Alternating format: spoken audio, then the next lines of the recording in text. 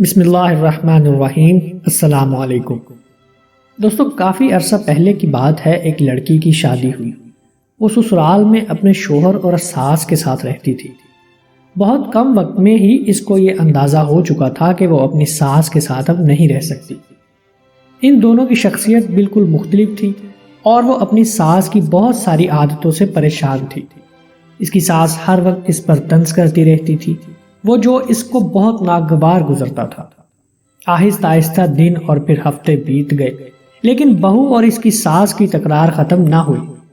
ان تمام نا اتفاقیوں نے گھر کا ماحول بہت خراب کر دیا تھا، جس کی وجہ سے اس کا شوہر بہت زیادہ پریشان رہتا تھا۔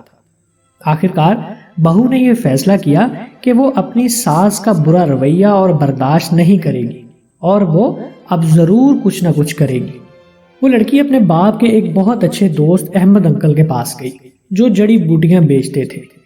اس نے انہیں ساری کہانی بتائی اور ان سے کہا کہ وہ اس کو تھوڑا سا زہر دے دیں تاکہ ہمیشہ کے لیے یہ مسئلہ ختم ہو جائے۔ احمد انکل نے تھوڑی دیر کے لیے کچھ سوچا اور پھر کہا کہ بچی، میں اس مسئلے کو حل کرنے میں تمہاری مدد کروں گا، لیکن تمہیں ویسا ہی کرنا ہوگا جیسا میں تمہیں کہوں گا۔ وہ راضی ہو گئی۔ احمد انکل ایک کمرے میں گئے اور تھوڑی دیر بعد اپنے ہاتھ میں کچھ جڑی بوٹیاں لے آئے۔ انہوں نے تبسم کو کہا کہ تم اپنی ساس کو مارنے کے لیے فوری زہر استعمال نہیں کر سکتی، کیونکہ اس طرح سب تم پر شک کریں گے۔ اس لیے میں تمہیں یہ جڑی بوٹیاں دے رہا ہوں، یہ آہستہ آہستہ ان کے جسم میں زہر پھیلاتی جائیں گی۔ ہر روز تم کچھ اچھا کھانا پکانا اور پھر انہیں کھانا دیتے وقت اس میں یہ جڑی بوٹیاں ملا دینا۔ اور ہاں، اگر تم چاہتی ہو کہ کوئی تم پر شک نہ کرے کہ تم نے انہیں مارا ہے، تو تمہیں یہ خیال رکھنا ہوگا کہ تمہارا رویہ ان کے ساتھ بہت دوستانہ ہو۔ ان سے لڑائی مت کرنا، ہر بات ماننا اور ان کے ساتھ ایک ملکہ کی طرح برتاؤ کرنا۔ وہ یہ سب سن کر بہت خوش ہوئی۔ اس نے احمد انکل کا شکریہ ادا کیا اور جلدی سے گھر چلی گئی، کیونکہ اب اسے اپنی ساس کو مارنے کا کام شروع کرنا تھا۔ ہفتے گزر گئے اور پھر مہینے۔ وہ روز کچھ اچھا پکا کر اپنی ساس کو خاص طور پر پیش کرتی تھی۔ اسے یاد تھا کہ احمد انکل نے اس سے کیا کہا تھا کہ اسے اپنے غصے پر قابو پانا ہے، اپنی ساس کی خدمت کرنی ہے اور ان کے ساتھ اپنی ماں جیسا برتاؤ کرنا ہے۔ 6 مہینے گزر گئے۔ گھر کا نقشہ تقریباً بدل چکا تھا۔ تبسم نے کوشش کر کے اپنے غصے پر قابو کرنا سیکھ لیا تھا۔ اب اکثر وہ اپنی ساس کی باتوں پر ناراض اور غصہ نہ ہوتی۔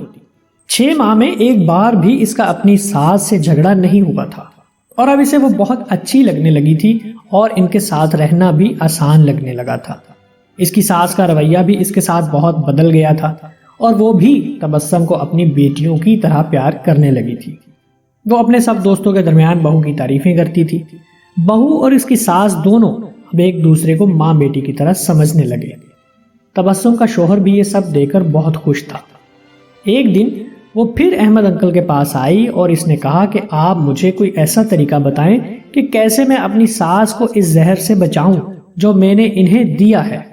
وہ بہت بدل گئی ہیں، میں ان سے بہت پیار کرنے لگی ہوں اور میں نہیں چاہتی کہ وہ اس زہر کی وجہ سے مر جائیں جو میں نے انہیں دیا ہے۔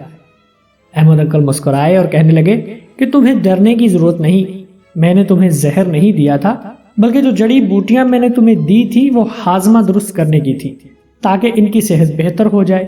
زہر صرف تمہارے دماغ میں اور تمہارے رویے میں تھا، لیکن وہ سب تم نے اپنے پیار سے ختم کر دیا۔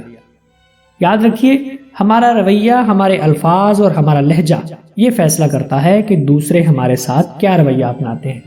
اللہ تعالی ہم سب کو خوش و سلامت رکھے، آمین یا رب العالمین۔